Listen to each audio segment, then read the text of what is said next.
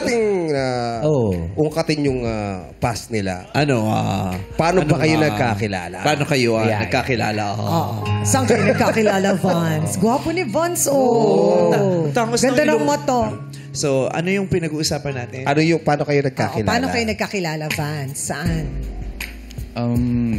Nagkakilala po kami sa burol po ng lola ni Eliza. Sa burol? Apo. Sa burol. Galing, Habang sa lugar kung saan may patay, may pusong na buhay. Galing!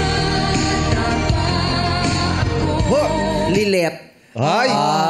Anong tatay? Anong title? Kahit bata pa ako. Kahit bata pa ako. Is correct. Yun. So, hindi kayo magkakilala, no? Nagpunta ka lang sa burol ng lolo niya? Opo, kasi po, tropa po siya nung pinsan. Ng lolo mo? Pinsan ko po. Tropa po siya ng pinsan ko. Tropa ng pinsan mo, tapos nakiramay ka dun sa pinsan niya, kaya ka nandoon. Yes po. First time mo siyang makita nun. First time po, pero matagal ko na rin po siya nakikilala. Nung ano ko po, best friend, yung tropa ko po. So, nakikita muna si Eliza. Dati sa best nakita ko na rin friend. po. Personal. Opo. So hindi mo siya first time makita noon. Nakita mo na siya before. Before lang. Pero hindi lang kayo nagkakatsikahan. Hindi po. Walang contacts. Doon lang sa wake. Doon kayo nagkakilala first Yes, time. First meeting lang yan, first meeting. Opo. Nagpunta ka ba ron talaga para makiramay o para sa mamon?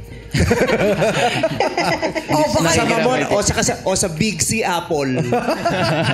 Nakikiramay ka talaga. Nakikiramay po kasi gawa po nung kaibigan ko. So, doon kayo nagkita. Pero hindi pa kayo nagkwentuhan noon, nagchikahan. Hindi po. Nakita ko lang po talaga siya. Hindi po kami nagpansinan talaga nun Maganda siya nung gabing yun?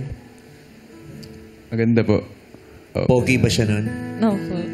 napansin agad ni Eliza. Tapos nagligawan kayo. 10 months. Tagal Bakit nagtagal ng ganun?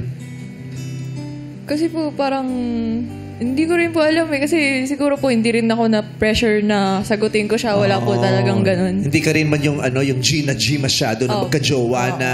Gusto ko rin po kasi kilalanin ko rin po talaga bago ko po sagutin ganun. Siguro parang hindi yung pagkakagusto sa isa't isa, parang hindi pa ganun kalakas, no? Kalalim. Kaya tumagal. Kinilala mo muna maigi. Naalala ko nagkaganyan ka. Anyway, so ganun, hindi pa kapag ganun ka-excited magkaroon ng boyfriend. Kasi di ba iba sa sobrang excitement, di ba? Join ko na nga to. Gusto nila agad-agad. Pag gustong-gusto. Oo. Ako po hindi naman kasi parang pinaano rin po sa akin nila mami na dadating din naman ganun. Hindi naman kailangan madaliin. Kung para sa akin. First mo ba siya? Talaga. Okay. Ikaw, buti hindi ka naman nagmadali na. Yung tagal 10 months na to, ha? Tsaka, yung mga nag-apply ng trabaho, 6 months lang, tapos na. Ako 10 months, dito pa. Tsaka hindi tumigil. 10 months. Yes po.